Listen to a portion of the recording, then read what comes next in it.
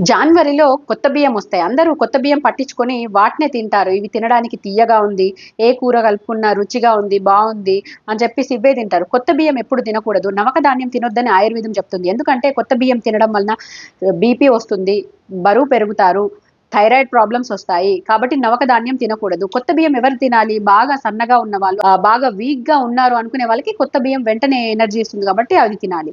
మరి ఆయుర్వేదం పాత బియ్యం తినమని చెప్తుంది. పురాణశాలి. పురాణశాలి అనంటే 9 నెలల నుంచి 1 ఇయర్ దాటిన బియ్యాన్ని ఈ పురాణశాలి, శాలి అంటే బియ్యం. పురాణశాలి అని అంటారు.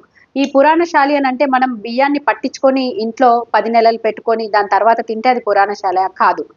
ఎప్పుడైతే వడ్లని ఆ విధంగానే 10 నెలల నుంచి 12 నెలల వరకు ఉంచి దాని తర్వాత మనం మిల్లింగ్ చేసి వచ్చినటువంటి రైస్‌ని పురాణశాలి అని అంటారు. రైస్‌ని వడ్ల గింజల్ని ఆ విధంగానే ఉంచినప్పుడు అందులో ఉన్నటువంటి బియ్యంలో ఉన్నటువంటి న్యూట్రిషన్ వాల్యూ పెరుగుతుంది.